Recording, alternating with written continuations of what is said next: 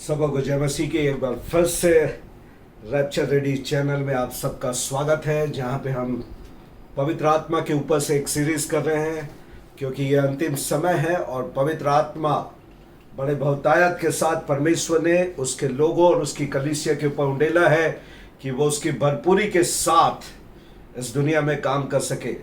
कल जब हम लोगों ने स्टार्ट किया था तो पहले वीडियो में देखा कि पवित्र आत्मा क्या है, और हम लोगों ने इस बात को जाना प्रियो कि पवित्र आत्मा कोई हवा नहीं, कोई श्वास नहीं, या कोई वस्तु नहीं है। बाइबल में पवित्र आत्मा को इट के रूप में नहीं, परंतु पवित्र आत्मा को ही के रूप में दर्शाया गया है। और यीशु मसीह ने इसके बारे में कहा, when he will come, Jesus ने नहीं कहा it will come। इसका मतलब पवित्र आत्मा एक व्यक्ति है, वो त्रिएक परमेश्वर का एक भाग है। जैसे पिता परमेश्वर है, पुत्र परमेश्वर है, वैसे पवित्र आत्मा भी परमेश्वर है। ये कोई वातावरण नहीं है कि वो आता है तो एक वातावरण होता है, एक मौसम तैयार होता है और कार्य होने लगते हैं। He is a person. और इस सत्य को जब आप जानेंगे, आप पवित्र आत्मा के और गहरे भाग में आप प्रवेश करेंगे।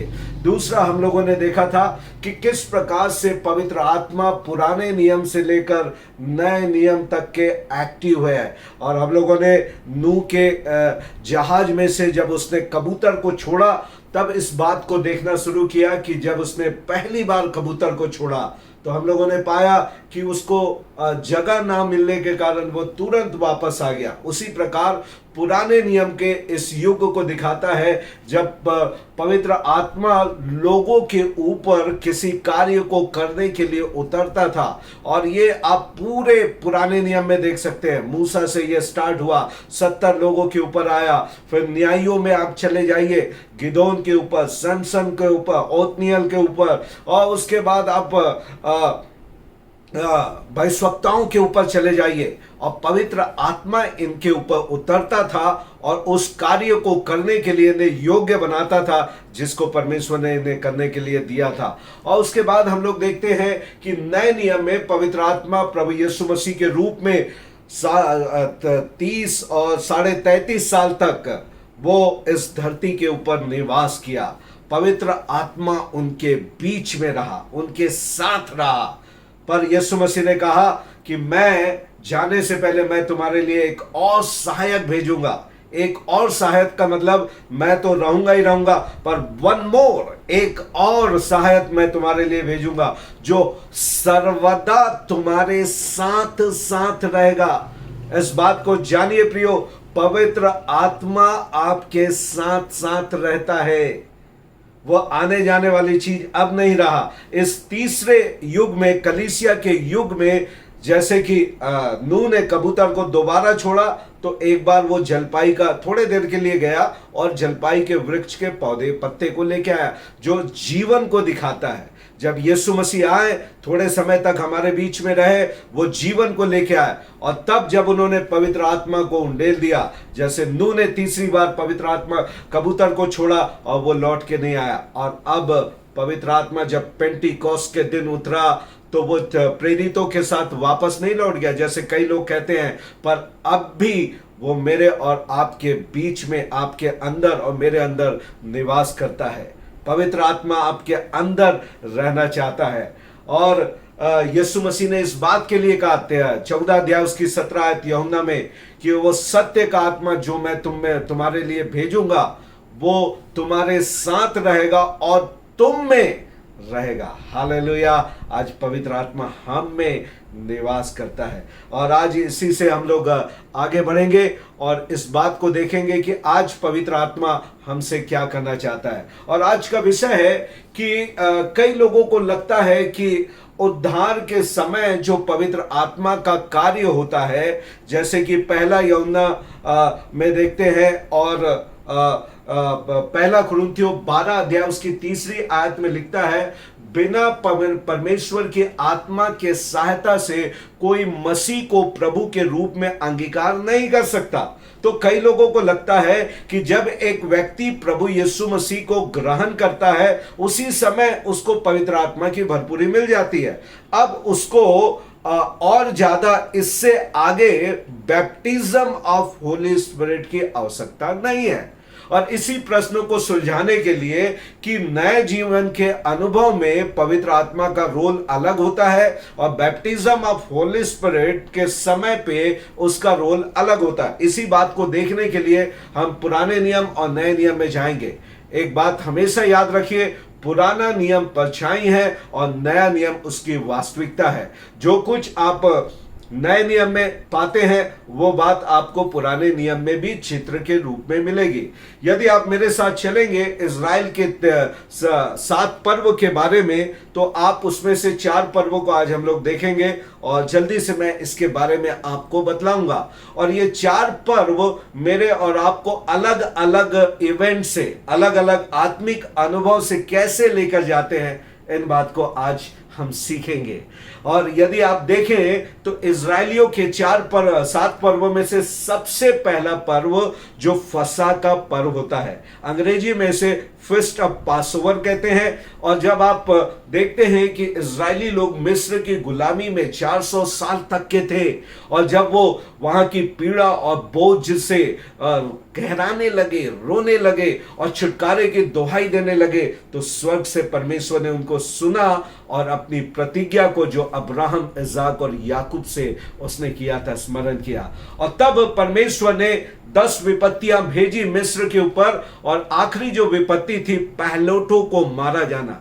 मिस्र के सारे पहलोटे, चाहे वो इंसान हो, राजा से लेकर इंसान के निचले स्तर के लोग प्लस जानवर, सारे पहलोटे मारे जाने की बात वहां पे बाइबल हमसे बतलाती है। और परमेश्वर ने कहा कि मेरे मृत्यु का दूत मिस्र में से होकर जाएगा और उनके सब पहलोटों को मारेगा, पर तुम्हारे लिए चिन्ह होगा कि तुम अपने द्वार पर एक मेमने को मारकर उसके ब्लड को लगाना और वो ब्लड तुम्हारे निमित्त एक चिन्ह होगा और मृत्यु का दूत तुम्हें पार कर जाएगा। फसह का पर्व यीशु मसीह के मृत्यु और उसके बलिदान को दिखाता है जो मेरे और आपके लिए छुटकारे के लिए है। पुराने नियम में ये मिस्र से इजरायलियों के पूर्ण छुटकारे को दिखाता है, छुटकारे को। अब ये मिस्र के गुलामी से आजाद होंगे। परमेश्वर ने कहा इस विपत्ति के बाद इजरायली मिस्र की गुलामी में से आजाद हो जाएंगे। और जब बाइबल कहती है कि हमारे फसह का मेमना, पहला कुरिन्थियों 5 अध्याय उसकी 17 आयत में लिखता है कि हमारे फसह का मेमना मसीह बलिदान हुआ है। हालेलुया। और मेरे और आपके पापों के लिए जब यीशु मसीह मर गए तो हम पाप के कर्ज, पाप के बंधन से आजाद हो गए। उसके राइट आफ्टर दैट, उसके तुरंत बाद एक और पर्व होता है जिसको बोलते हैं अख़मीरी रोटी का पर्व। जैसे ही फसह का पर्व खत्म हुआ, परमेश्वर ने कहा अगले 7 दिन तक तुम में कोई भी खमीर पाया ना जाए। अख़मीरी का मतलब होता है बिना खमीर। अब बाइबल बतलाती है कि खमीर जो है पाप को, गलत शिक्षाओं को, गलत जीवन को जीने का, पाप में और बुराइयों में जीवन को दिखाता है। और तब यहां पे ये अख़मीरी रोटी प्रभु यीशु मसीह के निष्पाप स्वभाव को मृत्यु के द्वारा, निष्पाप मृत्यु की मौत और उसके गाड़े जाने को दिखाती है। और तब हम नए नियम में इसको देखते हैं, पहला कुरिन्थियों 5 उसके 18 आयत में, कि प्रभु यीशु मसीह जो हमारा अख़मीरी बिना खमीर के जो मारा गया, इसलिए आओ, बाइबल कहती है कि हम सारे खमीर को, पाप और बुराई को अलग करके उस उत्सव को मनाएं। तब मेरे और आपके लिए ये पहले दिन से ही, जैसे ही हम प्रभु यीशु मसीह को ग्रहण करते हैं, पहले दिन से ही ये डिमांड होती है कि मैं और आप अब पवित्र जीवन को जीना है। और तब तीसरा पर्व उसी के बाद होता है, उसको बोलते हैं पहली उपज का पर्व या फीस्ट ऑफ फर्स्ट फ्रूट्स। और ये पहली उपज परमेश्वर के लिए चढ़ाई जाती थी। और जब ये पहली उपज काट कर परमेश्वर के मंदिर में हिलाई जाने वाली भेंट के रूप में चढ़ाई जाती थी, तो बाकी की फसल बिना कुछ किए वो पवित्र हो जाती थी। पहली फसल जैसे परमेश्वर को ग्रहण हो गई, उसी प्रकार बाकी की फसल बिना किसी कार्य के वो प्रभु को ग्रहण हो जाती थी। उसी प्रकार मसीह जो हमारा फसह का मेमना है, पहला कुरिन्थियों 15:20 आयत से कहता है, मसीह जो हमारे मृत्युओं में से जी उठने वाला प्रथम फल है, जो मुर्दों में से जी उठा। उसीलिए बाइबल आगे कहती है उसके आगे आयतों में कि जैसे मसीह एक मनुष्य के द्वारा मृत्यु आई, उसी प्रकार एक व्यक्ति के द्वारा जीवन आया। और जैसे आदम में सभी मरते हैं, मसीह में हम सब जिलाए जाएंगे। तो ये हमारे नए जीवन के अनुभव को दिखाता है।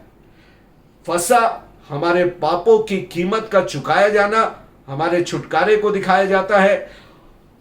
अनलिवेंड ब्रेड, अखमीरी रोटी, हमारे पवित्र जीवन को जीने के डिमांड को दिखाया जाता है कि अब आपको पवित्र जीवन जीना है। और पहली फसल का पर्व आपके एक नए जीवन को, हम मसीह के साथ मर गए, अब बाइबल कहती है कि अब मैं जीवित नहीं, पौलुस कहता है मैं मसीह के साथ क्रूस पे चढ़ाया गया और उसी के साथ मैं मसीह के साथ मैं मर गया।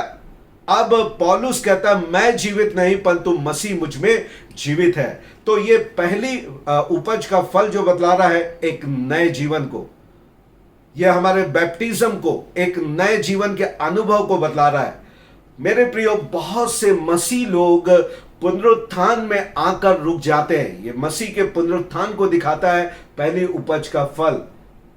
और बहुत से लोग यहीं पे आके रुक जाते हैं, पर अंत यहां पे नहीं है। There is another fest waiting for you. आपको आगे चलना है और एक और पर्व आता है, डे ऑफ पेंटिकोस्ट। अब 50वें दिन बाइबल कहती है एक अद्भुत घटना घटी। इन तीनों पर्वों में देखिए परमेश्वर से इनका एनकाउंटर नहीं हुआ, इनका विश्वास हुआ कि फसह के मेमने के ऊपर इनका विश्वास हुआ, उस अखमीरी जीवन के ऊपर इनका विश्वास हुआ और पहली फसल का उपज परमेश्वर ने इनके चढ़ावे को ग्रहण कर लिया है, ये इनका विश्वास हुआ। इन तीनों पर्व में इनका इनकाउंटर नहीं हुआ, इनका विश्वास हुआ परमेश्वर के ऊपर। पर ये चौथा पर्व पेंटिकॉस्ट का पर्व बतला रहा है इनका इनकाउंटर।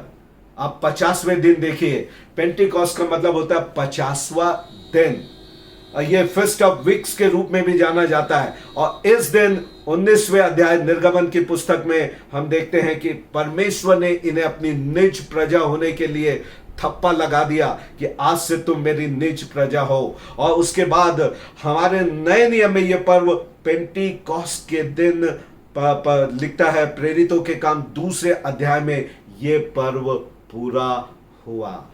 उस दिन पवित्र आत्मा का बपतिस्मा इसके ऊपर आया। तो हम लोग इस बात को देखें कि अब आपको पहली उपज के पर्व से थोड़ा आगे आपको जाना है कि आपकी मुलाकात पेंटिकॉस्ट से हो। और पेंटिकॉस्ट में डिवाइन एनकाउंटर था, परमेश्वर से इनकी मुलाकात हुई जो अभी तक इनसे नहीं हुई थी। और जब हम पेंटिकॉस्ट के दिन आते नए नियम में, पवित्र आत्मा से हमारा एनकाउंटर होता है। पहले 3 पर्व के द्वारा हम लोगों ने यीशु मेरे पाप के लिए मारा गया विश्वास करते हैं, और यीशु परमेश्वर का निष्पाप मेमना था, अखमीरी रोटी था, यह विश्वास करते हैं। और वो फसह का पहला मेमना होकर मृतकों में से जी उठने वाला पहला फल हुआ, पहला कुरिन्थियों के द्वारा, यह हम विश्वास करते हैं। पर डे ऑफ पेंटिकॉस्ट के दिन हम उस परमेश्वर को अपने जीवन में एक्सपीरियंस करते हैं। इसलिए आज मेरे और आपको इस बात को जानना चाहिए कि पहली उपज के पर्व में आपका मसीह जीवन समाप्त नहीं हुआ, परंतु वहां से आपके नए जीवन की आरंभ हुआ कि आप आगे की यात्रा पूरी कर सको। प्रभु इस वचन के द्वारा आप सब लोगों को आशीर्वाद प्रदान करें। हम आगे के वीडियो में फिर से मिलकर आगे की बातों को सीखेंगे। जय मसीह की।